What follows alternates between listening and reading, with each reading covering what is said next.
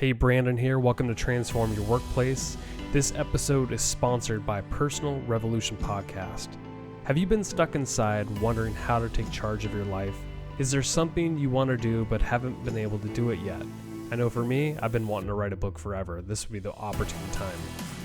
But in the Personal Revolution, best-selling author and life coach Allison Task helps you take control of your life with inspiration and humor so that you move from where you are now to where you want to be and have fun doing it. It's like having a personal coach whispering in your ear. This 3-month podcast course, along with bonus episodes each month, will help you create a clear vision for what you want out of life, remove the frustrating blocks that are holding you back, develop a detailed action plan that will drive you to where you want to be, and build the network that will help you create your future. The Personal Revolution podcast comes with a personal workbook and real-time access to a community of other changemakers working towards their goal with positivity, possibility, and momentum. And for a limited time, all of this is available to you for free. Download the Himalaya app in your app store, look up Personal Revolution, and enter promo code REVOLUTION at checkout to get your first month absolutely free. If you're ready to go after a better life, you are ready for Personal Revolution. Here's a sneak peek.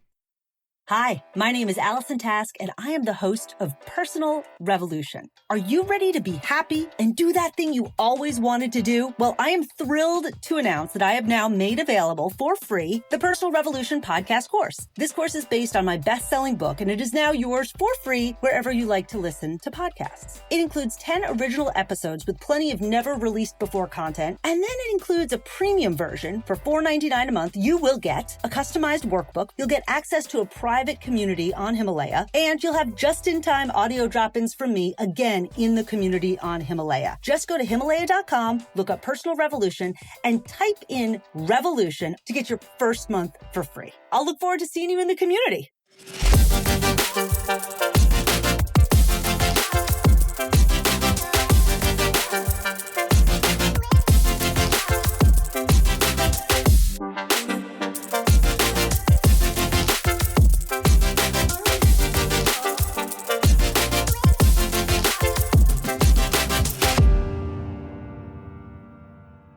All right, I'm excited. Welcome to Transform Your Workplace. I'm Brandon Laws, your host, and I've got Marc and Kate Bischoff with me. They are the hosts of the very popular show, Hostile Work Environment. Glad to have you guys on. Yay! Happy to be here. Super excited to be here. You know, this is a very popular show. I'm really curious. You know, you make it hilarious, but also very educational at the same time. As the title suggests, it's Hostile Work Environment. So you're talking about legal cases and people who have no sense for how to have a non-hostile work environment. How did this come to fruition? I know you're on kind of your second run for this podcast, but talk about the podcast a little bit. Yeah, so I'll take that since I was one of the original hosts on it. My buddy Dennis and I were both employment lawyers. We're both in Portland, just like you, Brandon. And we were hiking out in the Columbia River Gorge one day, and we were just telling stories about work. We were on like a 6-hour hike, and by 4 hours in, we were still telling stories about work or other stories we heard about other people's work. And we've got to tell these stories. And I said, well, why not try a podcast? And that's literally how it came about. You know, by a couple of weeks later, we spent our time trying to figure out a name. We actually came up with a couple of names, and then I found out that they were already being used. So Hostile Work Environment actually landed, and it was great. And the concept was, let's use our expertise as employment lawyers to tell these crazy, crazy stories, and in particular ones that actually make it into real cases that you can find online, and read those fact patterns and talk about, you know, these are real people with real things. And then how does a court take that and look at it and say, I'm going to throw your case out, or I'm going to let this go to a jury, or whatever else it might be. And that's how it came about. It just from literal walking in the woods.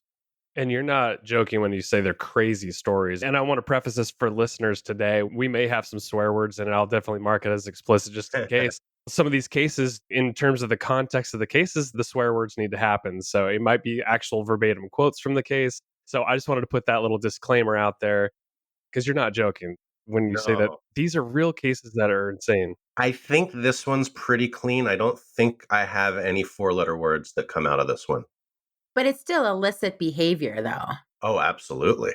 It wouldn't be our podcast if there wasn't some illicit behavior. Right. So this show's on the second run. Kate joined, I don't know if you're calling it season 2 or the second coming of a hostile work environment. But how did this come about? I know you and Kate were connected before, but Kate, how did you jump into this? Well, I am very lucky that I get to talk to Mark and a bunch of other employment lawyers and HR professionals almost every day about what's happening in the world, particularly right now. We are constantly talking about different iterations of the laws affecting us at the moment. And through that, we've all become very good friends. I would consider all of them close buddies. And so Mark was thinking of changing his employment status and thinking about coming back out on his own again. And that, I should restart the podcast. And every employment lawyer is incredibly busy right now. And Mark, correct me if I'm wrong, you and Dennis were spending almost all of your fun time together doing this instead of actually having fun together. Or Weren't actually hiking anymore. Yeah. It is right, fun, right. You weren't actually like doing the things that you were doing. And so with Dennis being really busy and wanting to still have quality time with each other, which I find delightful, Mark wanted to know if he could have another co-host. And Dennis, I think, graciously said, yeah, go for it. And then he thought of me, which I'm so thrilled about. And I had been a guest on the pod. Yeah, you were a guest like at least twice from I whatever. think we had you on twice. Yeah. And early on Yeah. too, from what I remember. So it's funny how you guys have connected. I'm curious because I think on one of your recent podcasts where you had like all your peers doing the coronavirus update from all over the world, how did you start that group and how important is it for attorneys like you to connect with peers to bounce ideas off of each other and help each other, whether it's probably market your services or be guests on each other's shows or however that works. But how important is that? It's so very important. And I think we lucked into it a little bit. Part of it was I was trying to build a robust LinkedIn presence a few years ago. Yeah, you coached me on that stuff. Right. And somehow I learned about what we call engagement pods. So people who come in a group together to support each other's content and try a little bit to manipulate the algorithm into showing your posts and content to more people.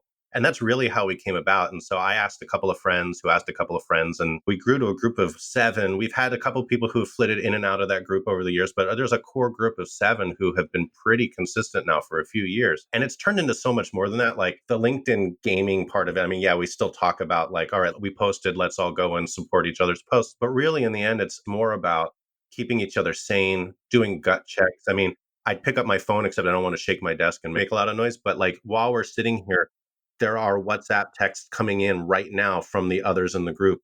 So we all thought we're all stuck at home anyway. Some of us have never met in person. Kate and I have still never met in person. So Really? yeah, but we're all consider each other very close. And I'd consider all of them amongst my best friends, even though there's only 2 of the 7. Well, I guess I'm one of the 7. The 2 of the other 6 that I've actually met in person. That's incredible. So we thought, let's all get together and do a podcast together. And we did the video and we did the audio. And I think it looks pretty good and it sounds pretty good. And it was the first time a lot of us were seeing each other in virtual in person. Right. And we proved that they all wore pants. So that was Yes. good. Yeah, I'm sure. Are we all wearing sweatpants right now? Or Yes. Mark's got a robe on? No, I was kidding. So we all showered today, possibly. We got dressed. I mean, it's crazy times right now. Like when you guys have your group going back and forth, are you guys just literally just bouncing ideas off of each other about coronavirus? And I mean, that's what my whole staff of HR consultants, that's all they're talking about with their clients right now. Yeah, it is really important for me because I work for myself, right? So it's just me and having this group of people to say, guys, have you thought about what this is going to mean? Or my client is coming to me with this question. I think I'm going to interpret this way.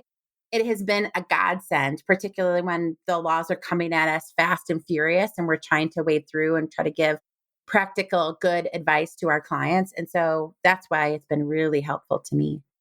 In that sense, we're almost like a law firm. I mean, we're not all lawyers, but we're all sharing insight and asking questions of each other in a way that I would if I was at a law firm with the other partners and associates at the law firm. So we can be that. Now, some of the people in the group are parts of law firms, so they get the best of both worlds there. And I are both on our own. And we rely on this group heavily for insight and conversation. And it's nice too, because we're all in different markets. So nobody can step on each other's toes in that sense, especially for the lawyers, because we're only licensed to practice in certain areas anyway.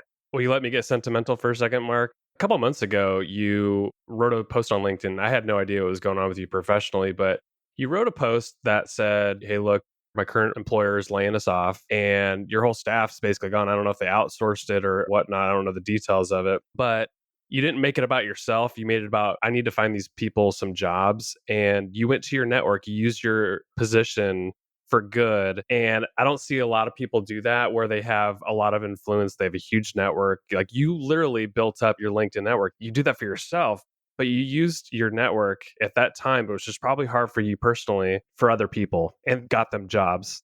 What was going through your mind at that point? Yeah, well, gosh, it's funny. I just did something that felt really easy, right?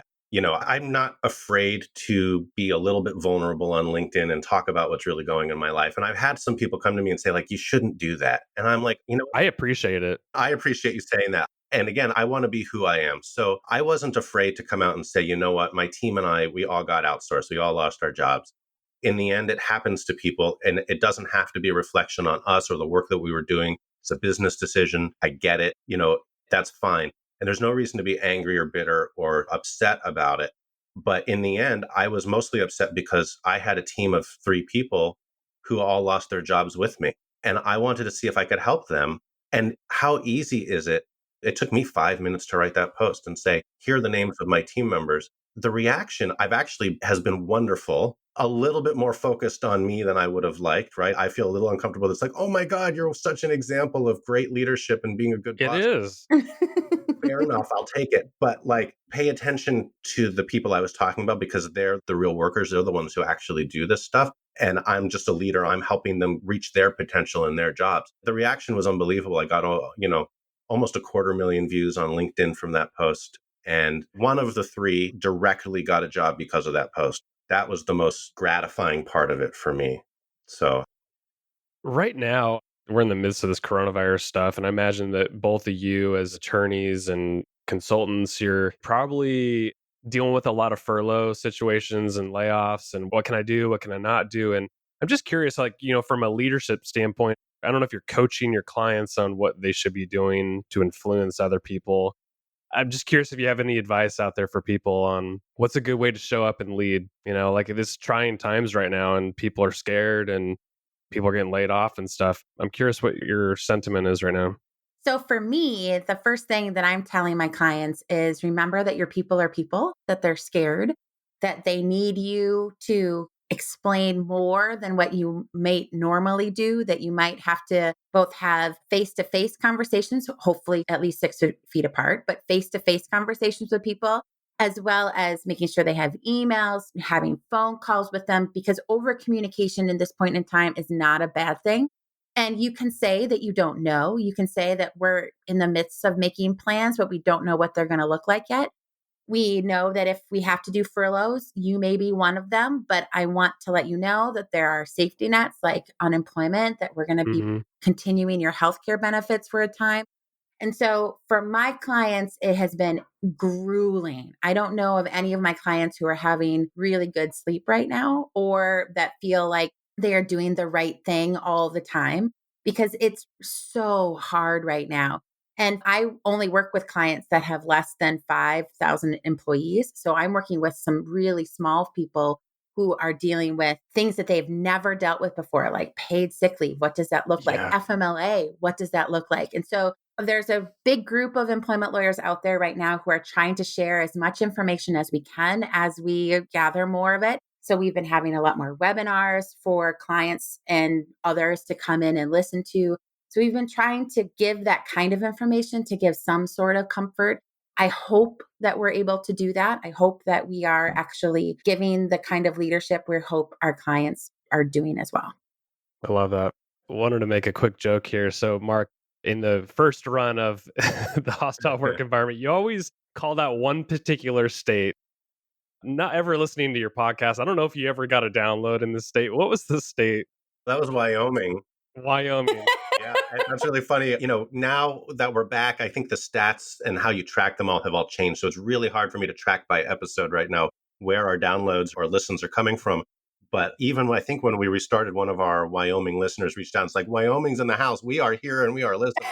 You might just do one. And we are here. I was gonna say, like, maybe I can share some of my listeners from Wyoming because I have 8 of them. 8 Well, like 8 times as many Wyoming listeners, yeah. 8 downloads in the last Yeah. 3 months, so that's as much as I got. It's funny with just how it organically, like, people are listening from all over the place. This podcasting stuff, it's great because, somebody in China or Australia or wherever, they could be listening. And we're over here, and Mark and I are in the Portland, Oregon area, and Kate, you're in Minnesota?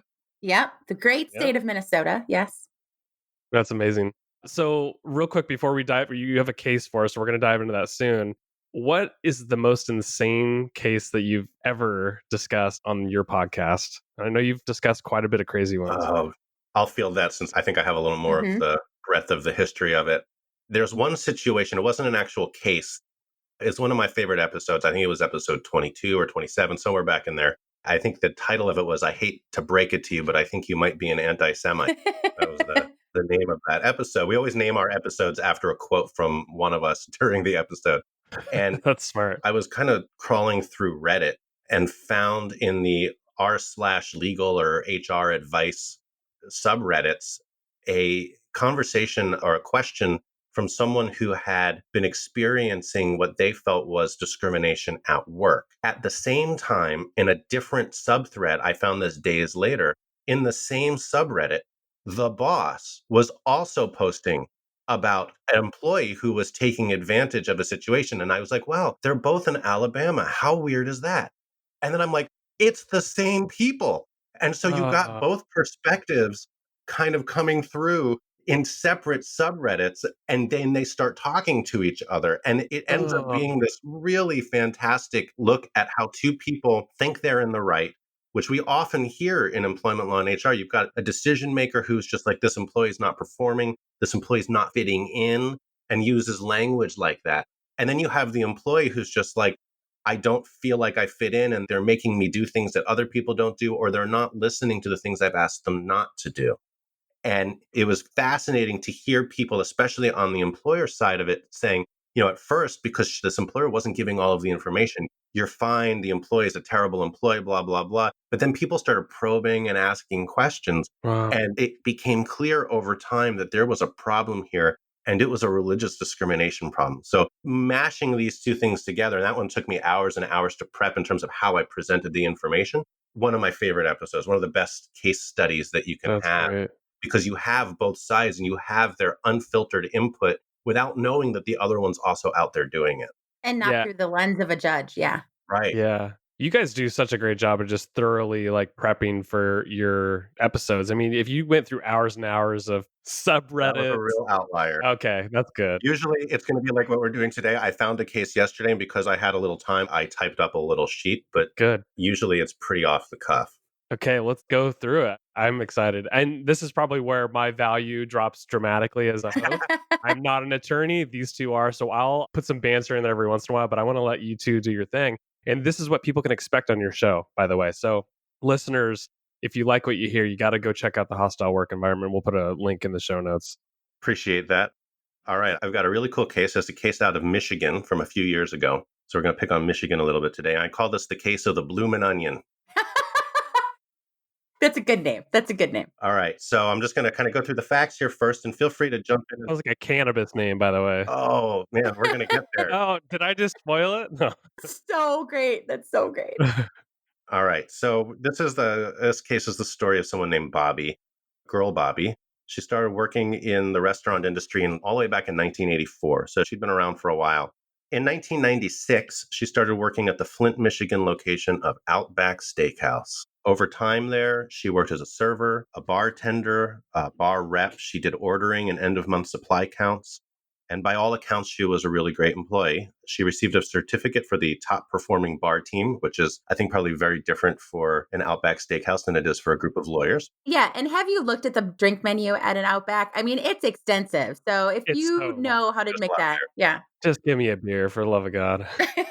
She also received a personal note from one of the regional Outback leaders expressing his appreciation on the exemplary comments we received from a grateful customer. So she's well liked. In November 2012, so she's been there, 16 years she's worked there. Christine, a new character. Christine takes over as managing partner of the Outback Steakhouse. Now, Bobby says around this time, the working environment at the Outback changed for the worse. But even so, at the same time, she recommended that a friend should still come and work there, describing it as a great place to work. So she says things changed, but she's also still out there kind of publicly telling people it's still a cool place to be. Around this time, when Christine joined on as the managing partner, she was joined by Tori, who was the acting manager, and Brian, who was the kitchen manager, as the kind of leadership team at the Flint Outback. Now, after Christine arrived, Bobby's shift started to change. And this is a common theme we see that a new boss comes in and all of a sudden things start to change. And the question always is it because they just need to change things or is it because of something else? So she thought maybe it was because she'd been there so long, or maybe it was because of her age that her shifts started to change. At one point, she was required to purchase a certain type of slip-resistant shoe for work, which was set up as a rule, but it wasn't enforced for younger employees. And And she we should also, say that Bobby is 48, right? Oh, so yeah, Bobby. I was going to get there, yeah. Okay. Yeah. So if she started working in 1984 and had been there for that long, she is well in the over 40 category. Got it. She also alleges that her pay rate was cut during this time, though she never actually provided evidence of that, which is interesting because that's a pretty easy one to prove if you need to. As part of the ensuing case, spoiler alert, other former employees were talked to. And one of those employees, Michael, talked about how he quit around this time because he felt management was being disrespectful to him because of his age. He was over 50. He said that Christine and Tori would make old people jokes. Tori would call him an old man and call Bobby an old timer, old lady. And he observed that Bobby was being denied assignments that were being given to younger employees. Michael says around this time, probably 2013, 2014, management suddenly started asking every 21-year-old girl there if they wanted to bartend. And these were people that had never bartended before. And within a week, they were there on Friday, Saturday night shifts doing tending bar, which used to be Bobby's shifts. Bobby, though, acknowledges that while her shifts changed, she had actually asked to work the day shift at the time, which may also have some influence over why her shifts changed. Another employee, Michelle, said that Tori would call her grandma, but always in a joking manner. And she always took it as a joke. Devante, another employee, observed that Christine had it out for Bobby because she'd been working there for longer than other employees. Okay. On November 16th, 2014, Brian, who is the kitchen manager, observed two employees exchanging money for a small black object. Later that day, he saw one of the same employees exchange a small package with another employee. So he's like, what the heck? And the same day also, Tori observed a money exchange happening between two employees. Now, each of the employees had an innocent sounding explanation for the exchanges, but Brian and Tori suspected drugs. They had watched too much of The Wire. Yeah. Also, they were kind of probably a little bit right. So, notably, Bobby wasn't there that day. She wasn't part of these exchanges, and she was out actually for the next 3 days. So, she's nowhere on site during this time. 2 days later, on November 18th, leadership had a conference call and decided to terminate all four employees that they had seen involved in these exchanges, but gave them the opportunity to meet and explain what happened. Notably, all four employees were younger than Bobby. When confronted, one of the four employees said it was Bobby who was selling drugs and said something like, I can't believe I'm getting fired for this when Bobby is dealing dope behind the bar. Oh, Bobby. What's going on, Bobby? So, based on this accusation, management goes and interviews 15 additional employees. This is getting into some good investigation work, kind of like Kate and I do a lot of. Two, But they don't take any notes of the investigation, which is like no, super I didn't say negligent. they're doing it, but they're not doing it well. Well, Two of the 15 employees that they talked to, two additional employees indicated that Bobby was selling marijuana on the restaurant premises. So, oh my goodness, management meets to discuss this. And taking into account the fact that Bobby was a 17-year company employee, they decided to terminate her employment based on the observations that the three witnesses made. But we have a plot twist, a really cool plot twist. Bobby is a licensed medical marijuana caregiver. so she can deal Yeah, marijuana. so she can't deal. So she can actually deal marijuana. When management comes to confront Bobby, She tells them that she has a medical marijuana card and she's permitted to grow, sell, and provide marijuana up to 4 individuals. On work premises? Well, Yeah. And talk about this as a side hustle, right? yeah, Yeah, well, right. that's a fair point, and I actually think that that is an operative point. So it turns out that she's permitted to provide marijuana to one of her coworkers, Devante, because he is one of her patients. And she denies that she's ever done this on work premises. But people saw her, right? Doesn't she deny it at the time, but then she admits in her deposition she did do it in the parking lot at one point? So I read it a little differently. I think the way it described it was that at first she was reticent to say that she was doing it anywhere nearby, but then, she said, I'm allowed to actually do that. I think she said that right up front that she has the card and she's allowed to do that. I think later it came out that maybe she did it in the parking lot at work. So, despite her attempts to explain herself, the next day on November 19th, at age 48, Bobby was terminated. And this is one of my favorite lines pulled out of this case for conduct unbecoming an outbacker. I want to know how many people have been fired for that. Conduct unbecoming an outbacker. If anybody from Outback is listening to this, let us know. Is that like a common thing that you fire people for? I don't know. Anyway. Is that a thing? And then I want to know, do Subaru people get the same thing? Right. Yeah. How do people in Australia feel about this? Yes. A note dated the following day from one of the managers indicates that despite her quote unquote legal provision of weed, because whether it's legal or not is a side question we're not going to get into today, despite the legal provision of weed to Devante, they believed the others who said, A, it wasn't just Devante, and B, it wasn't just weed. So she files a lawsuit alleging age discrimination. And so, based on the factual record, the court's now deciding Outback's motion for summary judgment. So, based on all of the information, what Outback is saying is even if you accept everything that Bobby says as true, there's not enough facts here to make that we can decide this on legal grounds, that we don't need to put this to a jury. And so, I want to get into what we think about this. So, my first question is, can we start using bloomin' onion as a euphemism for pot? Yes. It is a variety. Yeah, I think so.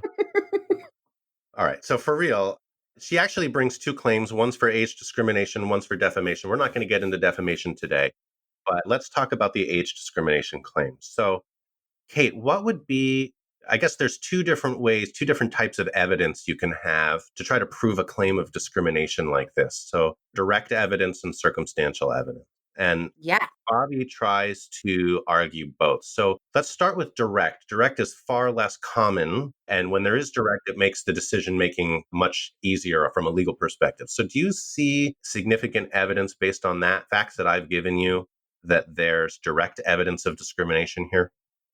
No, direct evidence usually is something like, I'm firing you because you're old, or you old lady, you're fired. Where it's close to the actual decision and it involves the decision. You hear that derogatory language in it. So no direct evidence here.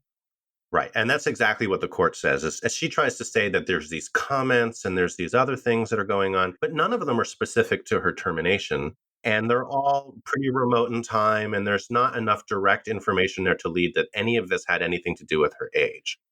Right. On a And direct the basis. comments are bad. I mean, calling her a grandma, calling Yeah. other people old timer, they're bad comments. I mean, this is stuff that employers should not tolerate in any way, shape, or form. So even though this case is going to fall out a certain way, this isn't stuff that we should say, oh, well, because it wasn't tied to a termination, we're okay with allowing that to happen. Seems like those comments plus like the shift changing, and maybe that was her asking for day shift or something. But to me, I'm not an attorney, but those things would kind of pair together, and I would be like, maybe there's some age discrimination going.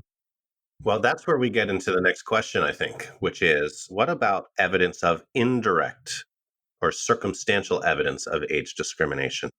What do we think about that? And as doing that, this is where we're going to get all super wonky lawyery on you for a couple of minutes. Please do, yeah. The courts, generally all federal courts, and this is a federal court case, and most state courts follow a, 1970s era, I think, Supreme Court case, McDonnell Douglas, which establishes the McDonnell Douglas burden shifting analysis, which I know gets me and Kate super riled up and excited. And the rest of you are like, Nerds. Yes, nerd. nerds. Okay, It's actually 1973. Yep. I was close. All right. So We now get to engage in this McDonnell-Douglas burden shifting analysis, which is a super fancy way of saying there's basically 4 elements of a claim at summary judgment that we need to look at and see if it's there. And if all 4 of them are there, then the employer has some stuff that they have to show. And if the employer can do that, then the employee has the burden of proof to show that those reasons were pretext. So, Kate, off the top of your head, I'm being a little mean to you here. Can you remember the 4 prongs that have to be established as an initial inquiry on circumstantial evidence?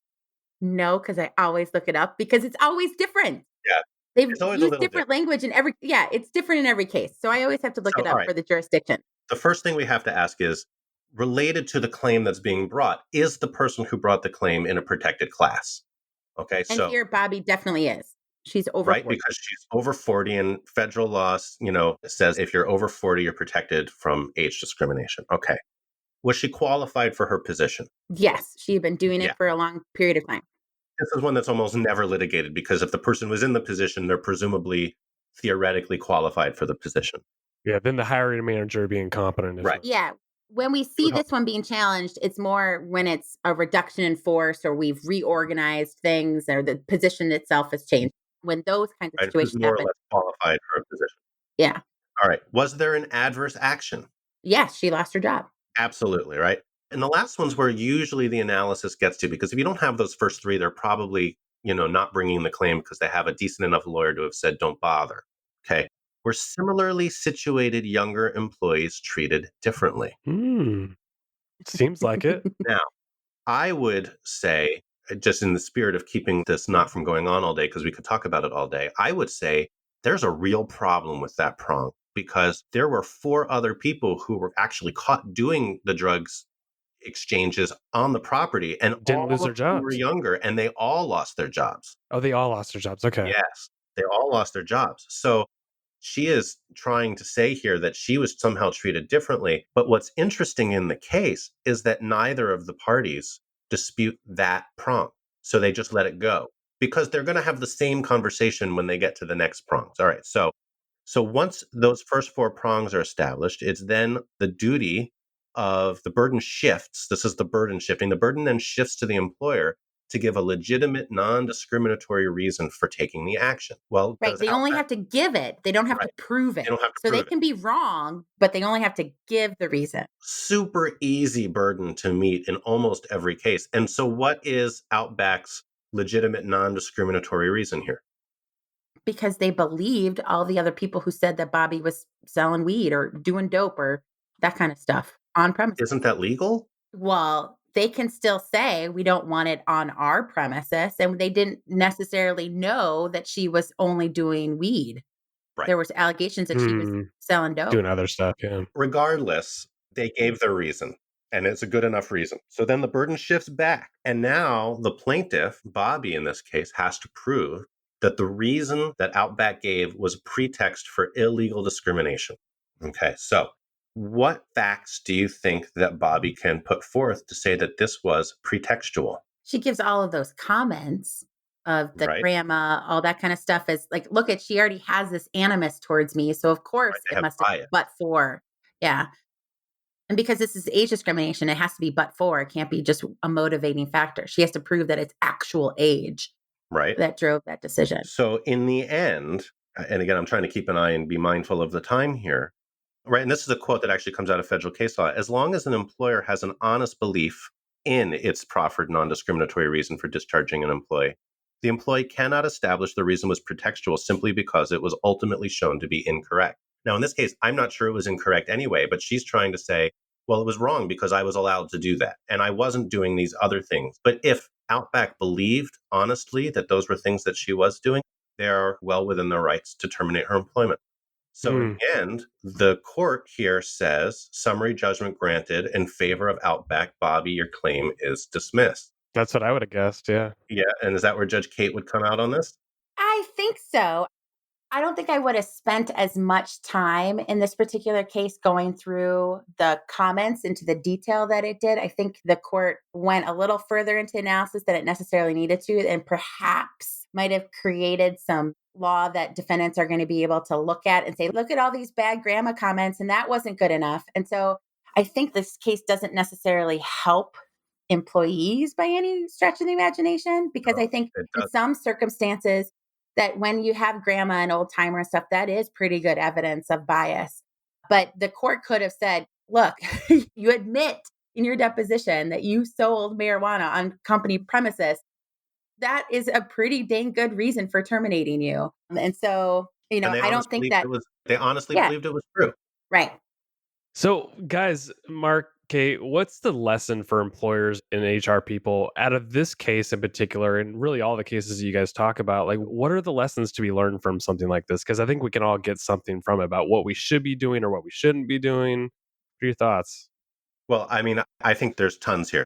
And again, I won't keep you here all day, but I think one of the things that we already touched on is really important here. So Outback ultimately wins the case, but in a sense, they're losers because they already had a litigated case this far. I mean, by the time the case got this far, they'd probably spent multiple six figures on it.